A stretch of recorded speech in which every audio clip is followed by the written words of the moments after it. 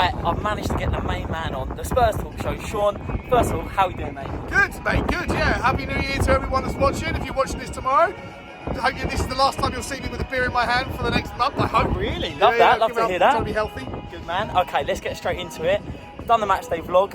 Now I want to know what you actually think of the performance. You're in the optimistic camp. A lot of Spurs fans don't think we played our best, but we got the job done. What do you make of it? Listen, honestly, I felt like I was watching a different game to everyone else I've spoken to, because I came away thinking that Tottenham deserved the win. I don't feel like Bournemouth did much. I thought like we were a little bit sloppy and gave away silly chances, but they didn't take any. And Tottenham had far more chances than they took and still scored 3 goals. So for me, Tottenham were the deserving winners. I thought that there was moments, you could critique and criticise individuals for certain things, bad decisions, but look, you scored 3 goals at home on New Year's Eve. What's to criticise? Exactly. And more importantly, 1 point behind Arsenal. That's the most important thing. How do you feel about that? Look, everyone's saying they're title challengers. They're their biggest competition to Man City. We've got our B-side, and we've got some of the best players in the Premier League so far in Van der Ven, Maddison coming back into this team. What can this Tottenham side do in the new year? Look, I think this season is too crazy to put any predictions on. Yeah. Do you want me to hold it for you, mate? Yeah, go for it. I think that this season is too crazy. I think that there's too many injuries. I think there's too many wildly weird outcomes. Fulham losing to Arsenal, Fulham beating Arsenal today. Like, just madness. There's madness everywhere you look.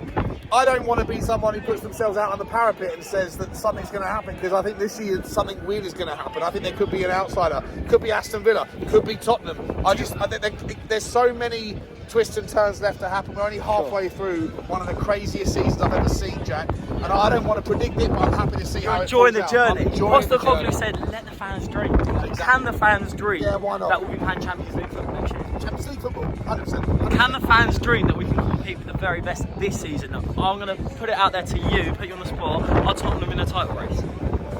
I think, I'll say the same. I think that the title race doesn't start until February. I always say that. Yeah. I think that until February, it's like you're qualifying for the Monaco Grand Prix. Okay. The person who gets through the January sprint in pole position, it's difficult once you get to February and first to take over the person who qualifies first. Yeah. So for me, I just want Tottenham to keep going. I'm not going to put any pressure or labels on it, mate. Yeah. But if we keep going, if we can beat Man United, and everyone can beat Man United maybe on their day.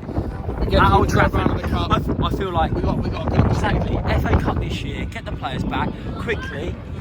What signings do you want to see? It looks like we could be signing Richarlison. Yep. What do you make of him? Good defender. What position do you think we need? I think he's a really good defender. I've got question marks over his passing. What about sometimes I feel like maybe he's too physical for the Premier League. He could make a few mistakes. But we know Postecoglou likes that profile of defender. I'll trust Postecoglou, Jack. I'll trust Postecoglou's judgment better than mine or anyone else's. But from my research of him, I feel like he's a really solid defender. I just think his short passing is a little bit questionable. Much prefer to Debo. I think that's going to happen. Conor Gallagher, I think it makes a lot of sense for reasons that are above and beyond just his footballing. I think the fact that he's English, a homegrown Chelsea captain. There's lots of things. Will we lure him in? For me, maybe not. I would love to see him join Tottenham, but he doesn't come in as a guaranteed starter either. And that's fine. Yeah. That's fine. Squad then, Tottenham. Exactly. It's a new era at Tottenham. That's what we're worrying about right now. It's not about who starts. It's about everyone that comes in wants what is competing for a starting berth. Yeah. Let them figure it out on the training ground. Exactly. And to finish it off, where are we going to finish? I'm going to put you on the spot. Where can you see? Champions League this year. Yeah. Title challenge next year. Love to hear it. Guys, find him at the Spurs. Happy New Year, everybody. Happy New Year. Come on, Spurs. And we'll see you in the next one. Top man.